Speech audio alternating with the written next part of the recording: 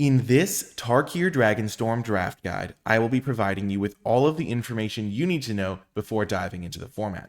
First, the archetype themes. And right off the bat, you'll notice that this is a 3-color set focused on the wedges instead of a conventional 2-color set. So there is the Abzan, which is white, black, and green, focused on +1/+1 counters primarily, but also some ability counters in there as well. There is the Jeskai, which is blue, red, and white, focused on casting multiple spells in the same turn. There is Sultai, which is black, green, and blue, which is focused on the graveyard and getting value from it. There is Mardu, which is red, white, and black, which is focused on going wide aggressively and getting some token synergies in the process. And then there is Temur, which is green, blue, and red, and it's focused on being a stompy deck, which means it plays big creatures, and it also leverages its graveyard as well to cast spells multiple times. Now, these archetypes do have some overlap between them. There are going to be cross synergies or cards that fit well into multiple archetypes, but we're going to be covering each of these archetypes individually now so you can get a better sense of them as well as their associated mechanics. First up is the Abzan, and the Abzan mechanic is Endure. When a creature endures, it will have a number associated with it, and then you can either use that endure ability to put +1/+1 counters onto the creature equal to the endure number, or create a spirit creature token that has power and toughness equal to the endure number. So in the case of Sandskitter Outrider, it says endure 2, and so you can either put 2 +1/+1 counters onto the Sandskitter Outrider when it comes into play, or make a 2/2 spirit creature token. Now, the Abzan deck is focused on +1/+1 counters, as we already discussed, which can come from that Endure ability, but also cards that care about just putting +1/+1 counters on creatures. So Armament Dragon is a really good top-end payoff for this deck because it lets you distribute 3 +1/+1 counters when it comes into play and already has some pretty solid stats on its own. There's also Loxodon Battle Priest as another top-end card that can throw +1/+1 counters onto your creatures, and Stalwart Successor is a really nice 3-drop in this deck because whenever one or more counters are put on a creature you control, if it's the first time counters have been put on that creature this turn, you put an extra +1/+1 counter on that creature, which is really, really nice to have because it makes all of your +1/+1 counter synergies more effective. Next is Jeskai, which has the signature mechanic Flurry. So whenever you cast your second spell each turn, you will trigger your Flurry card. So in the case of Poised Practitioner, when you cast your second spell each turn, put a +1/+1 counter onto the Poised Practitioner and you scry 1. So it's going to be a growing threat if you're able to consistently multi-spell. So you're going to be looking for cards that help you do that.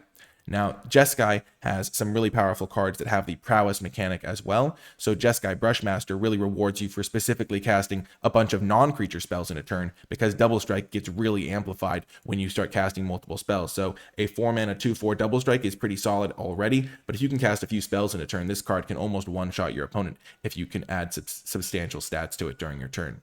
There's also cards like Kori Mountain Stalwart, which is a really nice little flurry payoff. So if you're casting 2 spells a turn, you're going to be able to do consistent extra damage to your opponent and even gain some life as well. And then cards like Rally the Monastery also really fit into this Jeskai deck because they get cost reductions if they are not the first spell you've cast in the turn. So Rally the Monastery plays really well with the Flurry mechanic because it lets you cast it for a discount if you're trying to build your deck around casting multiple spells in a turn. And then Rally the Monastery is quite powerful, letting you make a couple of monks potentially, which have prowess, so also rewards you for casting multiple non-creature spells in a turn, or you can use it as a buff spell or even as a removal spell, and all with that discount hopefully if you're building your deck in a way that supports that. Next is Sultai, and its signature mechanic is Renew. And so Renew is an ability that lets you exile a card from the graveyard and pay the associated Renew cost, and then you just do what that card says. So in the case of Champion of Duzan, you pay 1 and a green, exile it from your graveyard to put a +1/+1 counter and a trample counter on a creature of your choice that you can only activate as a sorcery. And so that's how the Renew mechanic works. So it gives you extra value from your cards being in the graveyard or dying and going to the graveyard naturally, and then you get access to some pretty cool cards that support the graveyard strategy as well. So Keru Goldkeeper is a really nice dragon in this deck because whenever one or more cards leave your graveyard during your turn, so if you use a Renew ability or something like that, you create a treasure token, which just gives you more mana to pump into these Renew abilities or any other mana sinks you have. And then it has a great Renew ability itself, which means that you can pay 5 mana, including one of each of the Sultai colors, to put 2 +1/+1 counters and a flying counter on target creature, which just turns any of your small creatures into a must-answer threat. And so that's a really nice ability to have on a card that's already really solid on the just normal creature that you can play. There's also Kishla Skimmer, which as a 2-mana 2/2 flyer is already good, but also gives you a ton of extra value if cards are leaving your graveyard during your turn by drawing you extra fuel for your synergies. And then there's Kishla Trawlers, which is a nice 3-drop for this deck because when it comes into play, you can exile a creature from your graveyard, which will trigger all of your cards that care about things leaving your graveyard. And when you do that, you return an instant or sorcery from your graveyard to your hand, which is just going to get you extra value and let you pull ahead in late game situations, especially if you have self-mill cards that are filling your graveyard and helping to stock your synergies. Next is Mardu, which is a go wide tokens deck, as we already discussed, and its signature mechanic is Mobilize. So Mobilize says whenever this creature attacks, create a tapped and attacking 1/1 red warrior creature token, sacrifice it at the beginning of the next end step. And so Mobilize will also have a number associated with it. So if it's Mobilize 1, you'll create 1 of these tokens. If it's Mobilize 2, you'll create 2 of these tokens, and so forth. And Mobilize is really going to help you go wide, but those creatures are only temporary, so you're going to want to make use of them. And Mardu certainly can do that. So Bone Cairn Butcher is one of its signature cards, and this just lets your attacking tokens have Death Touch. So even if your opponent has blockers for those 1/1s, they are going to struggle to block them because they'll have Death Touch and they won't want to trade real creatures for them. So it just makes all of your mobilized cards hit that much harder. There's also a card like War Effort, which is really great in this deck because it makes all of your creatures a little bit bigger. And so also whenever you attack, you create an extra 1/1 red warrior creature token tapped and attacking. So it's like it almost has Mobilize 1 itself. And this just makes all of those creature tokens hit twice as hard and be harder to block because all of a sudden your opponent needs creatures with 3 toughness to be able to block them without trading in combat, and that is substantial. And then finally, Hardened Tactician is the sort of card that can let you really grind and get value in the mid to late game if you have these mobilized engines running. Maybe your opponent has some blockers set up, but if you're just able to attack in and then your opponent is going to maybe block some of those mobilized tokens, you can pay a mana, sacrifice them, draw a card, dig towards more answers, removal spells, combat tricks, all of that sort of thing. Finally, we have Teamer, which, as we established, was a stompy deck, and its key mechanic is Harmonize, which does reward you for having big creatures, but it does so via non-creature spells. So Unending Whisper is 1 blue mana to draw a card at sorcery, but it has the Harmonize mechanic, which means you can cast it from your graveyard for its Harmonize cost by tapping a creature, and you can tap a creature you control to reduce the cost by X, where X is that creature's power. So if you have high power creatures, then Unending Whisper can actually be flashback essentially from your graveyard for relatively cheap by using those big creatures to tap and activate, which is pretty powerful. And so Unending Whisper basically can be cast twice, and having big creatures helps you cast it that second time. Now, the Teamer strategy does gain access to some pretty powerful cards that use that Harmonize mechanic or synergize with it. So Mammoth Below is absolutely fantastic. It just 5 mana, make a 5/5 creature, and then Harmonize for 8 mana. But because you already have a 5/5 when you play the first half, you can essentially cast that second half for 3 mana if you're willing to tap that 5/5 you just made in order to cast that Harmonize from your graveyard, which just gives you so much stats for one card and is absolutely going to be devastating in a lot of situations. There's also a card like Traveling Botanist, which is great in this sort of deck because not only can it come down early and attack to help you fuel your draw steps, but when it just says when it becomes tapped, you get to use its ability, which is looking at the top card of your library, revealing lands and putting them into your hand, or being able to put cards into your graveyard. And so it just cares about being tapped. And so if you're using it to harmonize out a card, then that will also tap the Botanist in situations where maybe it can't attack, and that gets you a little bit of extra value. And then a card like Glacial Dragon Hunt is also really nice in this strategy because not only can you just use it to draw a couple of cards if you need to, but because you can discard a card as well to deal 3 damage to a creature, maybe you have an extra Harmonize card in your hand, and so you can just discard a card with Harmonize to your Glacial Dragon Hunt to turn it into a deal 3 damage removal spell that also doesn't even necessarily put you down as many resources because you're going to be planning on flashing back the Harmonize card you're discarding. So Glacial Dragon Hunt is a nice card as well. And just remember that the discard part is a May ability, so you can also just use this as a 2 mana to draw a card and then Harmonize it out to draw another card. Moving on to some generic mechanics that aren't specifically tied to individual archetypes. There is the Omen mechanic, which is found on dragons in the set. And so it will have a little text box in the lower left corner, which is the Omen ability. So in the case of Feral Deathgorger, the Omen ability is 1 and a black for a sorcery. You put a +1/+1 counter on a creature and then draw a card. And then you shuffle the Deathgorger back into your deck. So this is going to basically use the card, but it'll go back into your deck, so maybe you can draw it later and play the dragon half if you so choose. And if you do play the dragon part of the card, it just functions as a creature normally. Next is the Behold mechanic, which cares about you either controlling a dragon or having a dragon in your hand when you cast the spell and revealing it. So in the case of Osseous Exhale, it deals 5 to a target attacking or blocking creature, but if you beheld a dragon, which means you either controlled the dragon or revealed it from your hand when you cast it, then it means you also gain 2 life. So a nice little bit of extra upside on your cards. And then the final generic mechanic is 2 Brid Mana. So you'll notice in Teamer Tawnyback's mana cost, there's these little mana symbols that are 2/green, 2/blue, 2/red. And that means that instead of paying green mana, you can pay 2 generic mana instead. And so you can cast this as a 3 mana 4/3 if you have access to all 3 of the colors you need. But if you don't have one of those colors, you can also just spend 4 mana or 5 mana or even 6 mana along with whatever colored mana you have. So if you have no access to green mana, then you can spend 2 blue, red, and be able to cast this card. These cards are fairly straightforward, but it is nice to have the flexibility in a format where you're going to be maybe potentially assembling your colors early in the game, because you are trying to play 3 colors worth of cards in a lot of cases.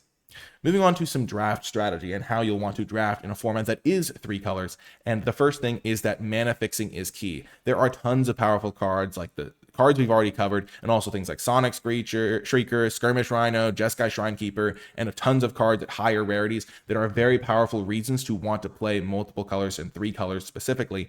And being able to cast these cards is important, and so mana fixing is very important in this sort of format. Now, the best source of mana fixing is going to be these tri-lands. These are uncommons that come into play tapped and can tap for 1 of 3 colors that are associated with each of the clans of Tarkir.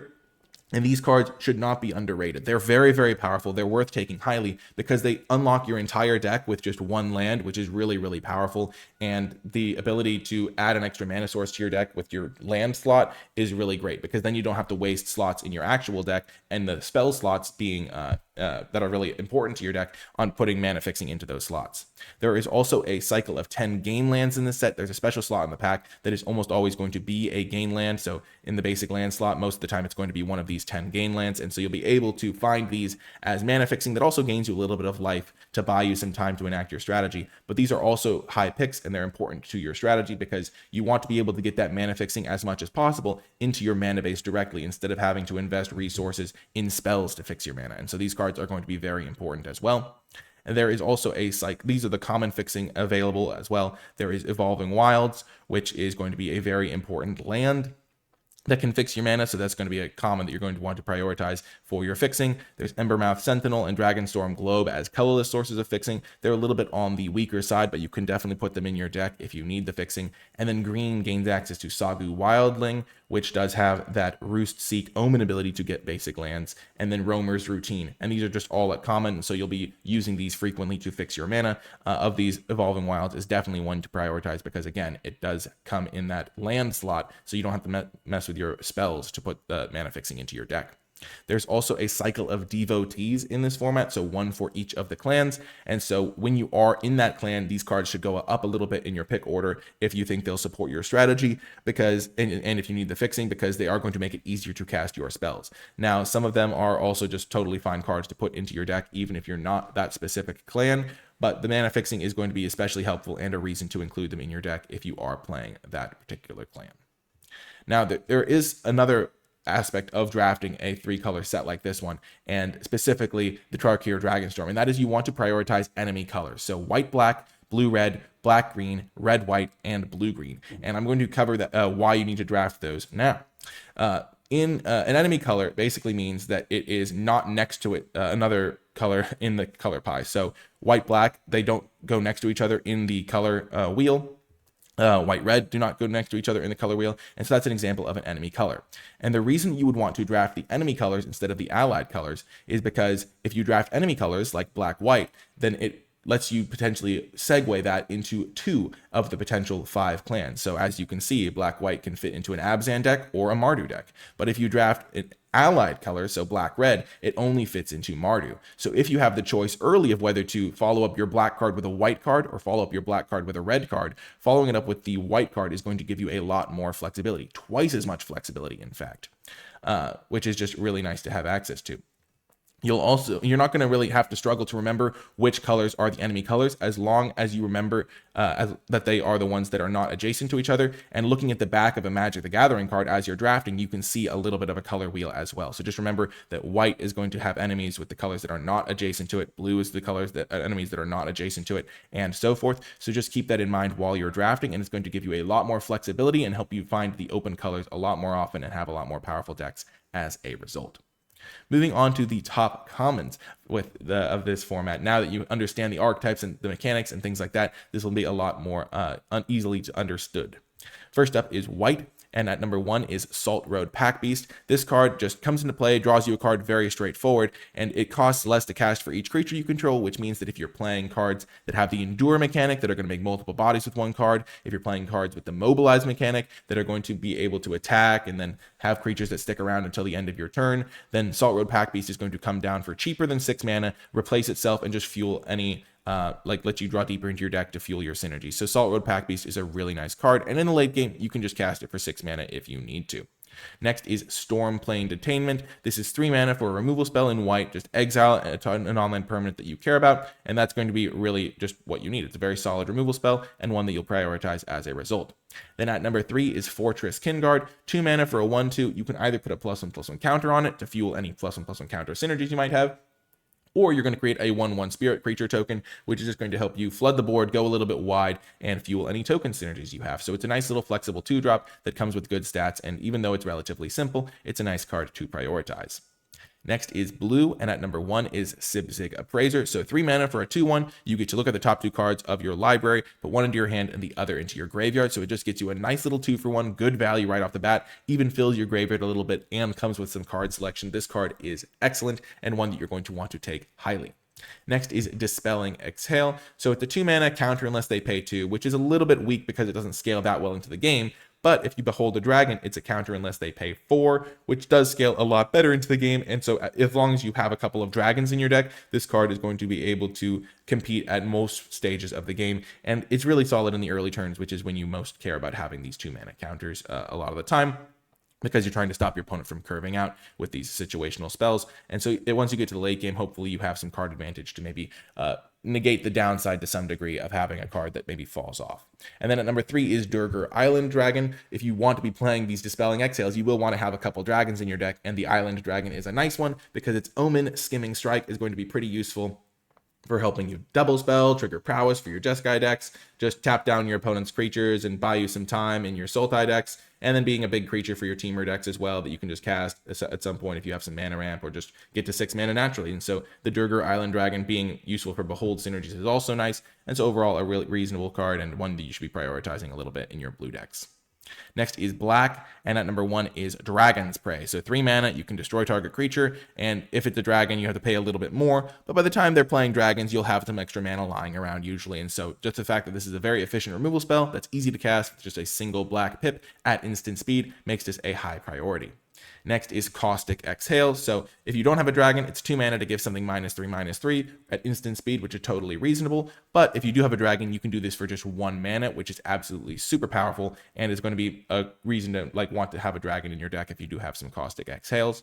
Then at number 3 is Kintree Nurturer, which is 3 mana for a 2/1, and then usually you're going to make a 1/1 to go along with it, and the 2/1 part has lifelink, and so you just get 2 bodies for 1 card. You can go hope your synergies go wide. And if you do really need the life gain, you could even put the +1/+1 counter onto the Nurturer itself to help you gain a little bit of extra life or fuel any +1/+1 counter synergies if need be. But generally, the default mode is just going to be to make the 2/1, make the 1/1, and then you kind of go wide. It really helps your defensiveness and helps you against aggressive strategies. Next is red, and at number 1 is Molten Exhale. So it's 2 mana, deal 4 damage, which is just great for 2 mana. And if you have a dragon that you can Behold or you control one in play, then you can do this at instant speed, which is even better. So a really nice 2-drop removal spell. Next is Rescue Leopard. This card is really powerful if you have some harmonized cards, because it just lets you discard cards and draw cards when you tap it, and it has high power, which means that it's going to be able to contribute a lot to those harmonized mana costs. However, it's also just a really nice attacker because you play this on turn 3, and if you can get a couple of attacks in with this card, your opponent is very incentivized to try and block. It plays great with combat tricks as a result, and also just if you can hit your opponent, maybe they don't have a blocker or something like that, then you just get to filter your draw step, fill your graveyard with what you need, or just get rid of extra lands that aren't going to be useful for your strategy, and as such, Rescue Leopard is quite nice. Then at number 3 is Narset's Rebuke. So 5 mana kill spells in red, even at instant speed, aren't always the best, but because this gets you a 3 mana rebate when you play it, it does mean that it's going to help you negate the downside of playing a 5 mana removal spell to a large degree, because you can kill your opponent's big creature and also deploy a follow-up threat, or play a follow-up removal spell, or just really follow up with whatever you need. In a Jeskai deck especially, it's really nice for casting multiple spells in a turn, maybe triggering your prowess cards multiple times, but even just in like something like a Mardu aggressive deck, being able to kill your opponent's blocker and then also play a follow-up threat can be absolutely devastating when it works out. And in the super late game, when you don't have a use for that 3 mana, then usually just having a kill spell is going to be good regardless. Moving on to green, at number 1 is Piercing Exhale. 2 mana, instant speed. Having your creature deal damage equal to its power to another creature is really nice. And if you have a dragon, you get to Surveil too, which is definitely significant upside to have on this sort of card, especially because you're going to want to maybe have a little bit more late game big green creatures in your green strategies to some degree, and so you might have a little bit more dragons as a result. But Piercing Exhale is a really nice 2 mana removal spell that green gains access to. There's also Trade Route Envoy, which is a very powerful 4-drop. There are a lot of cards that involve +1/+1 counters or counters in general in this format, and Trade Route Envoy is going to be a really nice 4-drop as a result, potentially 4 mana, 4/3, draw a card, which is absolutely fantastic. And if you don't draw a card, then it starts fueling your +1/+1 counter synergies on its own, and it's basically a 4 mana 5/4. Then at number 3 is Anok Wayfarer. So it's 2 mana, and it mills 3 cards, so that can fuel your graveyard, maybe mill over a Renew card or a Harmonize card or something like that, and then you can put a land card from among them into your hand, so it gets you a little bit of card advantage potentially. Or if you don't do that, you can put a counter on it to get the +1/+1 counter synergies rolling. So either if you miss on a land in those 3 cards, or if you just don't want to draw a land at that point, then you can make the Anok Wayfarer a little bit bigger, which is a nice optionality to have. Moving on to the common combat tricks. These are cards that are going to be used if your opponent makes a suspicious attack. These should be the first ones to pop into your mind. And so white gains access to Lightfoot Technique and Rebellious Strike at 2 mana. Blue gains access to Humbling Elder at 1 mana, so that -2/-0. Black gains access to Alicia's Legacy, which is indestructible in Death Touch. Red gains access to Fire Rim Form and Seize Opportunity, so keep in mind that Seize Opportunity can target up to 2 target creatures, so that's good to know about on the combat trick mode for that. Green gains access to Snakeskin Veil and Sarkhan's Resolve, and it's also important to remember that Snakeskin Veil doesn't need to be used in combat. It can also just be used to protect a creature from removal spells thanks to that hexproof ability. So keep these cards in mind if your opponent makes a suspicious attack or is holding up mana in a weird way.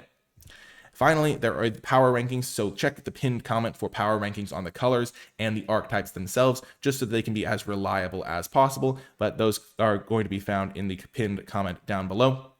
And then there is also this summary sheet that I made that kind of encapsulates a lot of what I was discussing. So it's got all of the archetypes. They aren't ranked, but just has the general themes of the archetypes. It's got some top commons for you to look at, and then the enemy colors, just so you don't have to always think about doing the stuff with the mana circle. You can just kind of think about the enemy colors and just know what they are. And then remember that mana fixing is key, because that is essential to drafting this format successfully.